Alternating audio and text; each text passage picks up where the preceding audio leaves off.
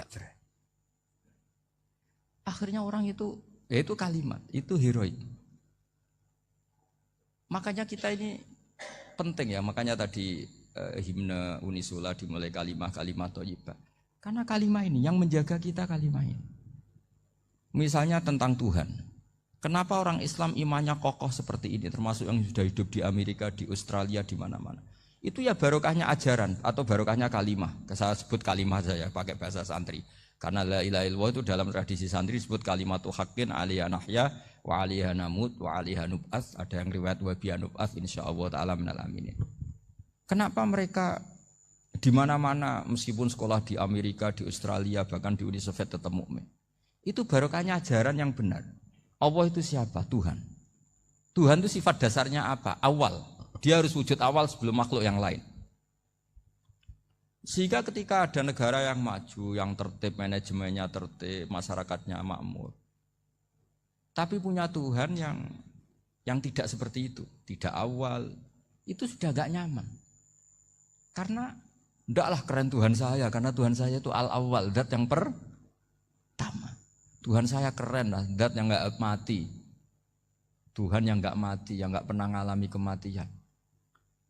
Sehingga tontonan atau yang dilihat kenikmatan-kenikmatan yang lain ini tidak mengubah dia pendirian tentang Tuhan. Karena mantapnya satu kalimat tadi bahwa Tuhan itu ya harus satu, harus awal, harus tidak mati, tidak rusak, tidak mengalami apa-apa yang membahayakan. Sehingga ketika ditawarin Tuhan yang lain meskipun menjanjikan secara finansial atau kemakmuran, mereka gak tertarik. Itu coba, itu barokahnya makmur apa barokahnya ajaran? Barokahnya ajaran. Sering negara Islam itu kalah makmur dengan mereka, tapi barokahnya ajaran ini tetap apa? Tetap Islam. Makanya Nabi Ibrahim nabi yang sukses bikin wa ja'alaha kalimatam baqiyatan fi aqibi. Sehingga kita ini bekti sama orang tua misalnya. Itu ya karena ajaran. Suwargamu itu karek wong tuamu. Nak wong tuamu ridho, Allah ridho. Nak ora ridho, Allah ora ridho. Ridho wa fi ridhol walidain wa sakhatu wa sukhtu wa fi sakhatil. Sehingga ketika ada orang tua yang agak brengsek gitu, anak-anak tetap hormat. Punya orang tua yang miskin, yang sudah miskin, tukang tombok nomor, banyak kan di kampung gitu.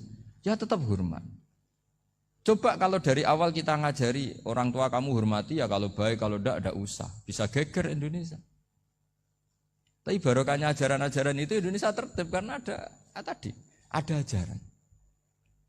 Nah ini di sini pesantren dan Unisula semua harus berkontribusi membuat ajaran yang benar itu adalah ciri utama Islam. Sehingga Islam ini dimulai dengan ajaran kalimatu haqqin alaiha nahya wa alaiha namut.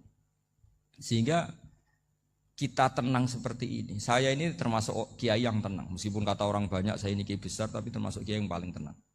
Termasuk yang paling tenang. Karena saya ini pakai mazhab orang-orang hebat. Saya berkali-kali cerita, orang kayak Imam Syafi'i itu orang yang luar biasa. Saya berkali-kali cerita, orang yang tadi nyium tangan kamu ya Imam Syafi'i di belakang tuh ngerasani kamu, menghujat kamu. Jawabannya enak saja. Berarti saya alhamdulillah orang yang wibawa. Buktinya di depan saya nggak berani. Jadi enteng saja. Diceritain sebagian kampung, sebagian separuh dari warga kamu itu nggak suka kamu. Ya bagus lah nggak suka saya, nggak akan utang duit saya. Di mana-mana orang utang itu karena teman dekat. Kalau nggak seneng pasti minimal nggak utang, nggak pinjam mobil, nggak pinjam apa. Berkah mana yang seneng sama yang gede?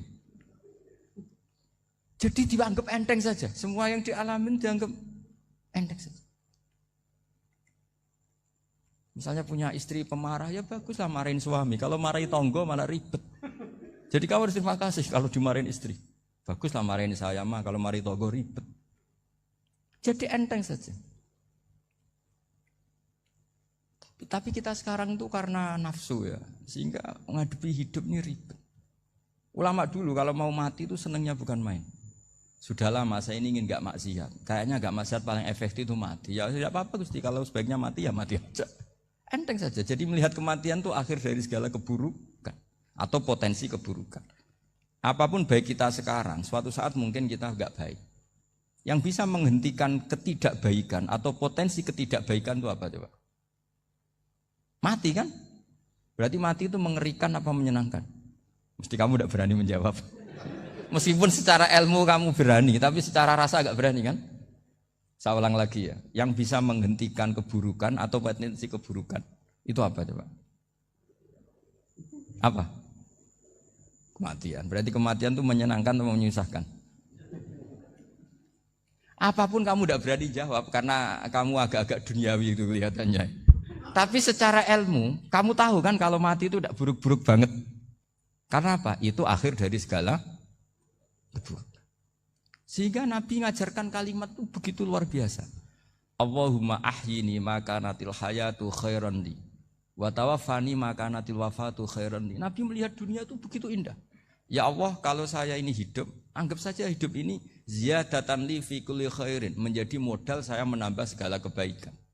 Jika suatu saat saya mati, anggap mawon rohatan li min kulli syarrin, itu akhir dari segala keburukan saya. Sehingga mati hidup ya baik karena di situ kita bisa berkontribusi beramal soleh. Mati juga baik karena mengakhiri segala keburukan. Nabi nate ngendikan lagi, ajaban li amril mu'mini inna amrahu kullahu khair. Orang mukmin itu mengagumkan, semuanya baik. In asobathu na'ma syakara fakana khairan lah. Kalau baru dapat nikmat, dia syukur, maka itu baik. Wa in asobatu dharra sabara. Kalau dapat masalah mereka sabar, itu juga baik. Sehingga orang mukmin dua sisinya pasti baik. Itu juga kalimat, maksudnya moto atau pegangan hidup. Nah berikut ini